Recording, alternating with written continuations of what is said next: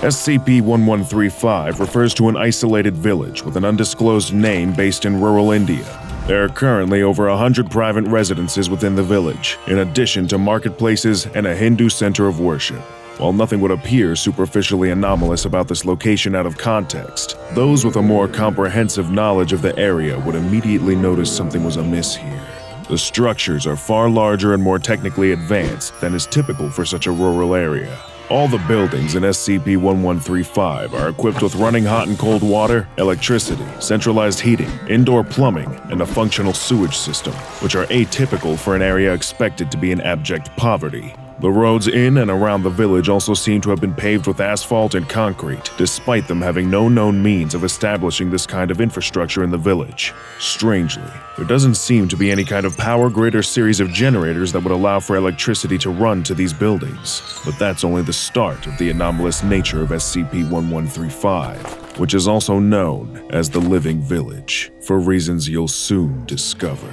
When things really started to get weird was during the Foundation's investigations into the nature of the buildings themselves. They found that the buildings and all permanent fixtures of the town that weren't placed there by an outside force were filled with living, organic fibers, as though the entire village had an interconnected nervous system. The fibers don't seem to harm the integrity of any of the buildings, and they run at least 3 meters under the ground, where they all connect. It appeared to the Foundation that this network of fibers grew and repaired itself independently, and was somehow drawing nutrients from the soil. The Foundation concluded that the village was a kind of huge living organism, most similar to a kind of fungus. What's truly remarkable about the organic fibers of SCP-1135 is that they are capable of quickly producing a wide variety of both organic and inorganic material around themselves, which is how they produced all the complex structures found around the village. The semi-organic nature of all the buildings in the village means that, if damaged, they can gradually repair themselves over time. And even more fascinating is that new buildings have been known to spring up around the town on occasion, maintaining structural integrity during every phase of the growing process. When space becomes limited, or resources become scarce, fibers within some of the buildings are liable to atrophy. This leads to certain buildings collapsing, disintegrating, and being absorbed back into the ground. SCP-1135 does appear to need some kind of sustenance in order to continue surviving and growing.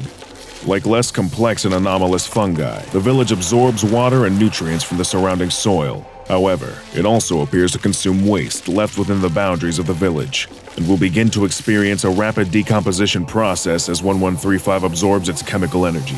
Interestingly, it seems that the waste absorbed by SCP-1135 leaves no unpleasant odor as a byproduct of its decomposition, nor are there typically any remains left over once the process is complete.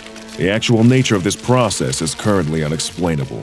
The Foundation also has no answers as to how SCP-1135 differentiates between waste and non-waste matter. But if SCP-1135 goes for a long period without feeding, it will begin breaking down its own structures for sustenance, and this process goes both ways. If SCP-1135 is fed enough waste, it will then reconstitute this matter and start creating new structures within the village. Or it will begin improving the structures already present at an increased rate. At this point, the Foundation believed they were dealing with a relatively harmless anomaly here. This isn't a man-eating location situation like SCP-002, as the feeding process of SCP-1135 exclusively affects non-living tissues, and even then, only non-living tissues that aren't actively in use. However, the Foundation would soon discover that the village had certain defense mechanisms that could potentially present a real danger to inhabitants and outsiders alike. Like many living creatures, SCP-1135 had evolved certain innate methods of avoiding harm.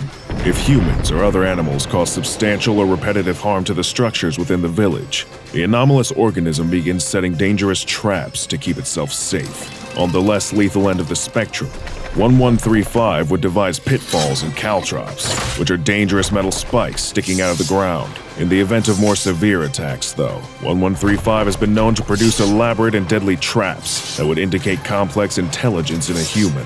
Thankfully, outside of attacks directly on it, SCP-1135 has shown no signs that it wants to harm humans or any other animal.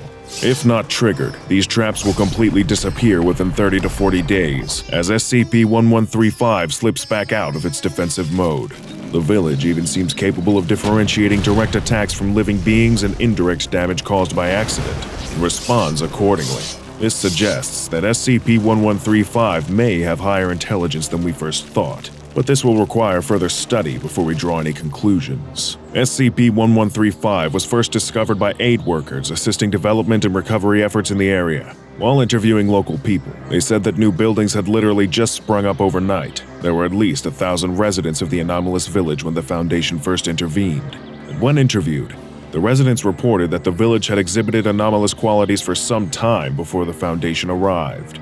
This anomalous behavior began when the village became the site of a sustainable housing development scheme, supposedly created by an organization known as the Mana Charitable Foundation. At the time when SCP-1135 was first discovered, this didn't ring any bells for the Foundation researchers. However, in the years since, the Mana Charitable Foundation have proven to be involved in a number of other anomalous causes investigated by the SCP Foundation.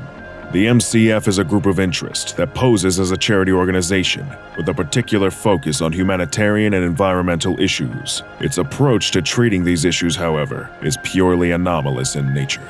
All residents of the area were expelled and relocated, given Class A and Class B amnestics as well as implanted with false memories. The Foundation also kept a close watch on local aid providers, scoping out any further anomalous activities or ties to the Mana Charitable Foundation. No results were found for either. While the activities of SCP-1135 have largely remained the same, there has been one strange new development. After a routine observational expedition through the village, several buildings grew what appeared to be working electronic security cameras. These cameras have been observed to track waste disposal and research teams as they move through the village, and to conduct periodic sweeps of the village when undisturbed. Nobody knows where the feeds of these cameras are heading, or who could be watching the Foundation's activities here at any moment, and this could constitute a potential security risk in the future. A request to destroy the cameras has been submitted to the director of Site-36. As it stands, the answer is currently pending. While SCP-1135 has shown no active attempt to escape, thus not quite earning it the Keter class, the fact that it is still a developing anomaly with some tricks up its sleeves leaves gaps in the Foundation's understanding of it, at least until further research is performed. As a result, SCP-1135 has earned itself the Euclid Containment class. SCP-1135 is located within the boundaries of Site-36 and is cordoned off by a 3-meter-tall chain-link fence, within which is a 4-meter-deep moat filled with powerful hydrochloric acid and a layer of impermeable plastic, in hopes of preventing the underground fibers of the village from spreading out beyond its confines. The area within this perimeter is checked every 3 days by a team of unarmed researchers. These researchers, however, are required to travel in teams, keep a constant visual on each other, and carry two-way radios as a result of SCP-1135's potentially shifting geography. If the village starts to show any hostility whatsoever, the researchers must leave immediately. Only teams of D classes are permitted to enter the village in a 40-day period after this kind of hostility is noted, for fear of dangerous traps. 500 kilograms of trash from Site-36 is placed within the confines of SCP-1135 every single day, as a way of keeping the anomaly fed and maintaining an amicable relationship with it. Nobody is permitted to cause any damage to SCP-1135, unless it's explicitly ordered by the Site Director of Site-36 in order to prevent a major containment breach. No explosive materials or other items capable of major structural damage to SCP-1135 are permitted within the security perimeter without approval from the Site Director either. The Living Village may not be one of the most dangerous SCPs, not by a long shot in fact, but what's so interesting about it is the sheer number of unanswered questions still popping up around it. How intelligent is the village? Does it fit into some grand plan from the Mana Charitable Foundation? And most interesting of all, who is watching the Foundation through those strange little security cameras? Perhaps one day we'll find out, and only time will tell if we come to regret it.